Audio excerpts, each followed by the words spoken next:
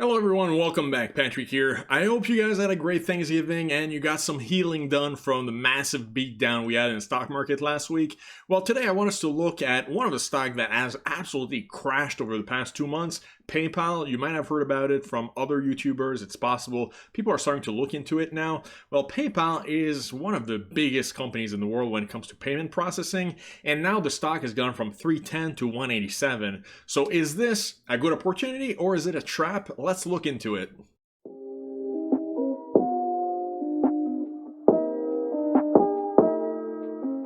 Alright guys, welcome back. So I wanted us to focus on PayPal first. The stock has gone down a lot over the past couple of months. So it went from 310 to 187, and you're going to be hearing about it a lot on YouTube and in the media.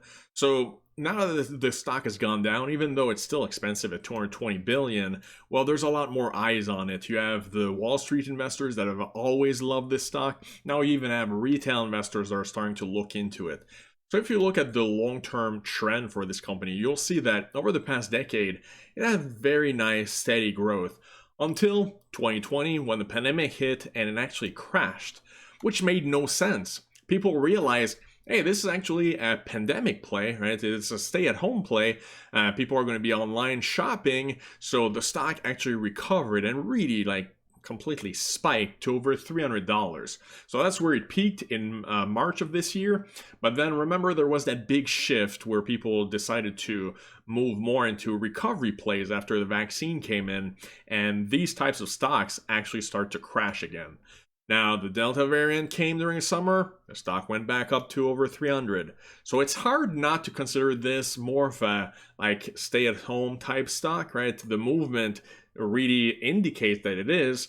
And then after that, when there were the latest earnings, it actually really fell off a cliff. So it had a lot of analysts that downgraded it, saying that the growth rate is decelerating a lot and that there is a lot of competition for the company. And now the share price has gone from 300 to 187. So at this price, it is very close to where we had it last year around November. Remember when there was all that fear and uncertainty around the election and all of that?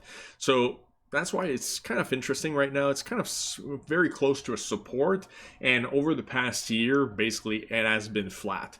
So what about the earnings and the revenues and all of that? Well, this quarter it had 6.18 billion in revenues, and on the bottom line, the actual profits from the company, you had 93 cents per share. So that's pretty good, right? That's the good aspect of the company, is that it is a mature online business, mostly, digital products and services.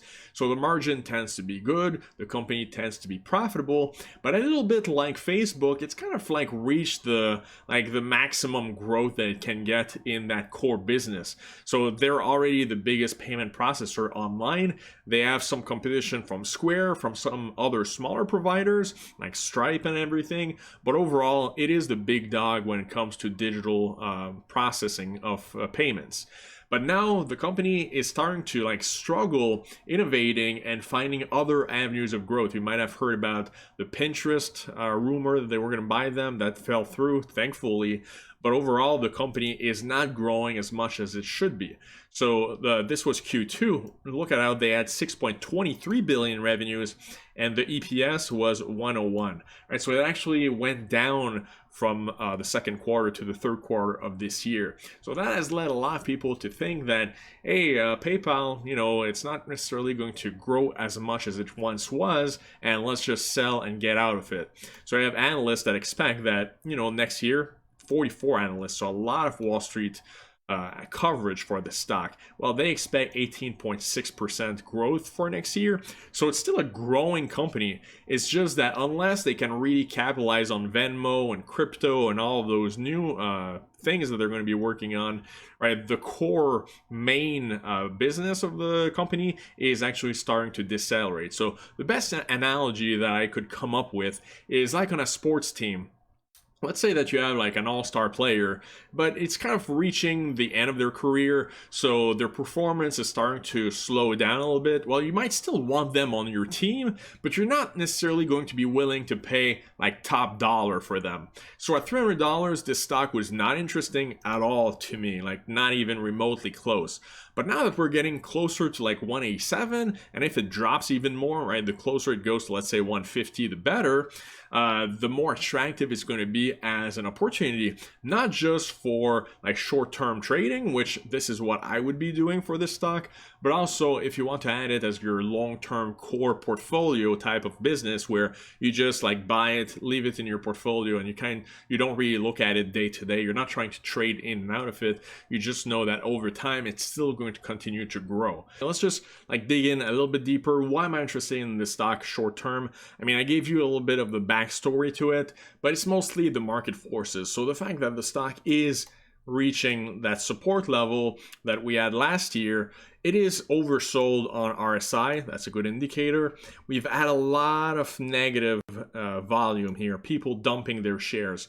Well, now they're getting flushed out of the market. And what I want to talk about is the fact that, you had a lot of these hedge funds that bought the stock between about $200 and in some cases $300. So there's two things happening here. Either they dump their shares, right? You see the heavy volume here, or now you're going to establish a new base of long-term investors. Well, what are these long-term investors going to do if they bought the stock at 250, 280, and now the stock is at 180? Well, they are going to be actually dollar cost averaging down. I mean, we already see this starting to happen. If you go to the 5-day, you're going to see that it's starting to stabilize now. It's not crashing like the rest of the market did because it already crashed over the past month. All right, so you already have example of this.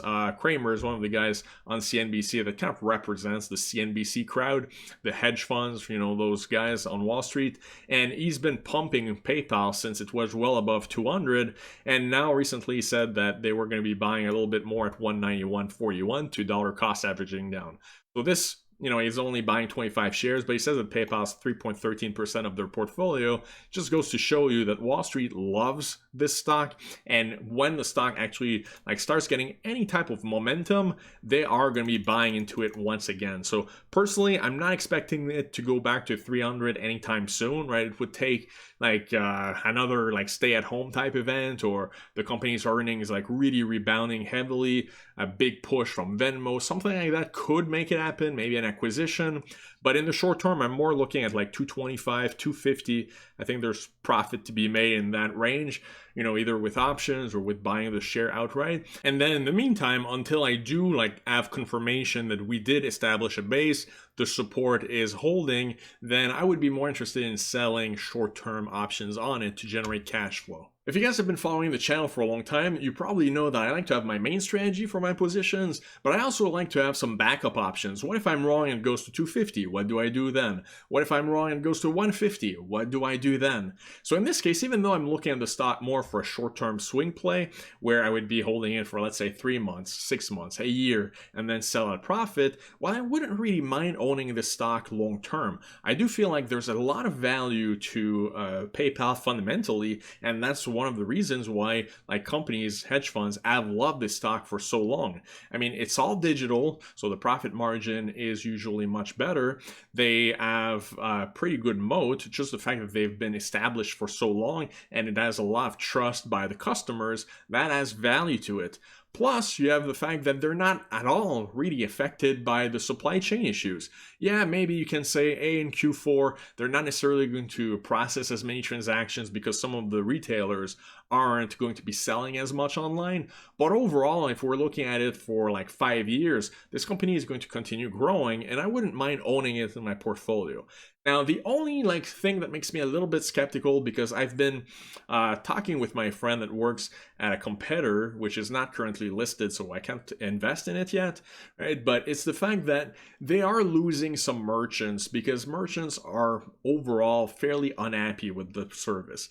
So he works at a payment processor company, and a lot of the customers that they're getting are from PayPal and from Square. Right? So when you get to a certain level, like PayPal does, Well, sometimes you're going to have a lot of companies trying to compete against you and offer lower rates, offer like bonuses and this and that, and that's the case right now.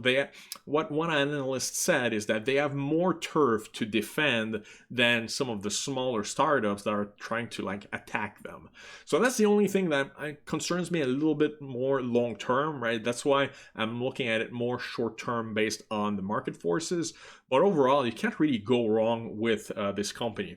So I hope that really helps you. But one thing that you literally cannot go wrong is WeBull. This is the time of the year where they're starting to have all these promotions. You guys have probably heard about it before. So basically from November to December is when you can get the free stocks. They're giving you like a lot of contests and everything. So if you guys want to look at WeBull, you can trade in off hours. That's the main appeal to it. Link is in the description. You'll get the free stocks and let me know about it. Let me know which stocks you actually get. So I hope you guys enjoyed the video. Please like and subscribe, and I'll see you in the next one.